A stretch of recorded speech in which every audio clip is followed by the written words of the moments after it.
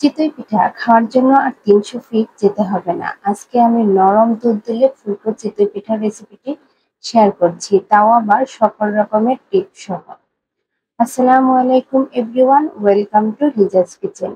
এইরকম জালিদার ফুলকো নরম চিতই পিঠাগুলো আমি তৈরি করেছি ঘরে তৈরি আতপ চালের গুঁড়ো দিয়ে। আর এই চিতই পিঠাগুলো আপনারা দুধে ভিজিয়ে দুধ চিতায়ও তৈরি করতে পারবেন। আমার সম্পূর্ণ রেসিপিটা দেখার অনুরোধ রইল। যারা কোনোদিনও চিতই পিঠা তৈরি করেননি তারাও এই রেসিপিটা ফলো করলে তৈরি করতে পারবেন। প্রথমে আমি এখানে নিয়ে নিয়েছি চালের গুঁড়ো। আমি এখানে 2 কাপ চালের গুঁড়ো নিয়েছি লবণ দিয়ে ভালো করে মিক্স করে নেব।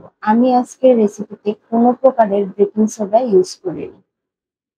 লবণ আর আতপ চালের গুঁড়োটা ভালো করে মিক্স করে নিয়ে এখানে আমি কলের ঠান্ডা পানি দিয়ে নিলাম। তো আপনারা চিতই পিঠাটা তৈরি করলে কিভাবে ফুলকো এবং জালিদার হবে সেটা আপনারা দেখেন আমি কিভাবে মাখিয়েছি।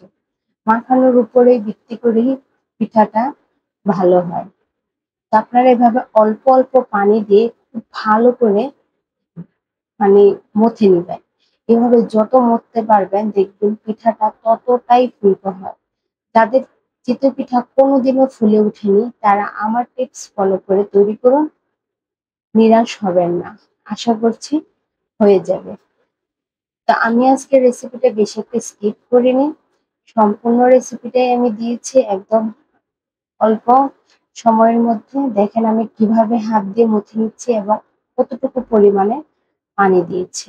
এভাবে একটু একটু করে পানি দিয়ে আমি প্রায় 10 মিনিটের মতো এটা আমি এভাবে মুছে নিয়েছি ঘুরিয়ে ঘুরিয়ে। এই 10 মিনিট মথে নেওয়ার পরে আপনারা চাইলে সাথে সাথেই মাটির কড়াই অথবা এমনি যেকোনো কড়াইতে আপনারা এটা তৈরি করতে পারবেন। তবে মাটির হাঁড়িতেই খুব ভালো হয়।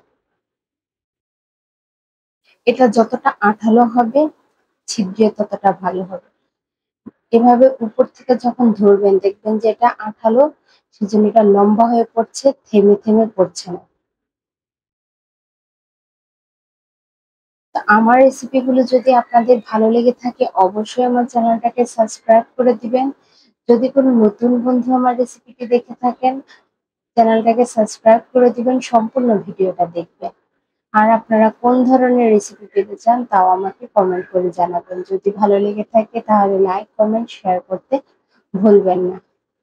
আর অবশ্যই চ্যানেলে কমেন্ট করবেন কে কোথায় থেকে আমার ভিডিওগুলো দেখছেন।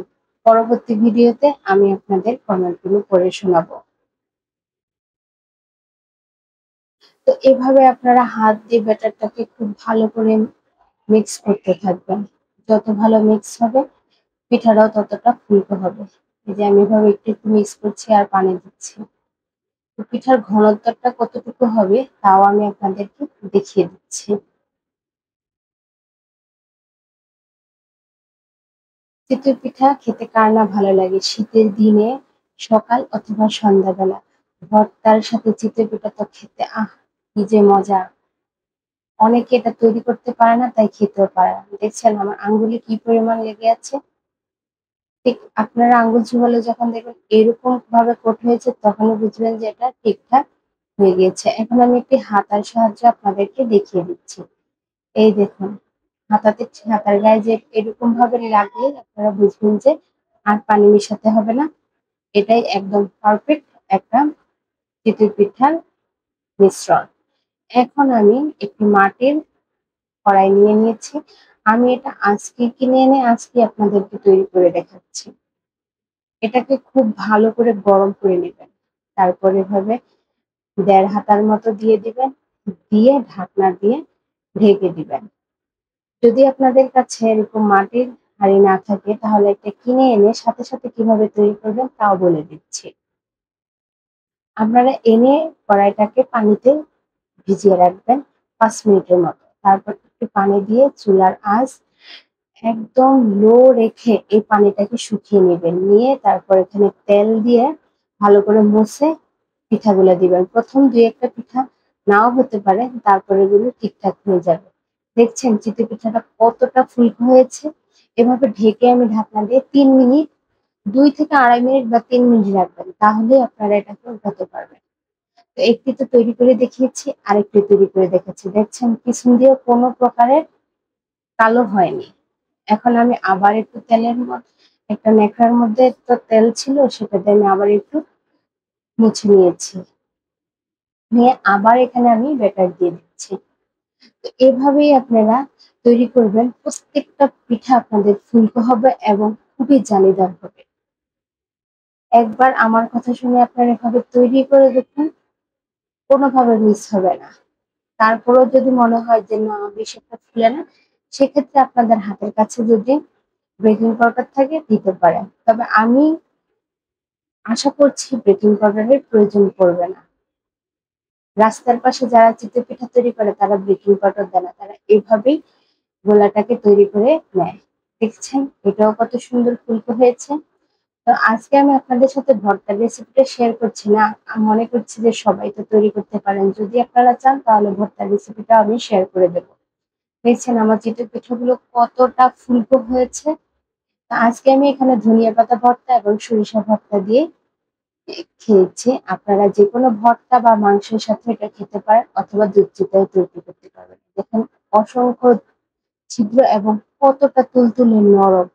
পিছনেও একটুও কালো হয়নি, সুন্দর একটা কালার চলেছে। প্রত্যেকটা পিঠাতে এরকম হয়েছে। বিশ্বাস করুন একবার আমার দেওয়া টিপস অনুযায়ী আপনারা এটা তৈরি করে দেখুন। একদম পারফেক্ট চিতই পিঠা হবে। যারা কোনোদিনও তৈরি করেনি আজকেই ১ম তারাও তৈরি করতে পারবে। ১০ মিনিটের মতো ব্যাটারটাকে ঠিক এভাবে গুলিয়ে নেবেন তাহলেই হবে। তা আজকের মতো এ পর্যন্তই। পরবর্তীতে আবার নতুন কোনো পিঠাপুলি বা যেকোনো রেসিপি নিয়ে হাজির হব। আপনারা কোন ধরনের রেসিপি পেতে চান আমাকে অবশ্যই কমেন্ট করে জানাবেন। ধন্যবাদ। আল্লাহ হাফেজ।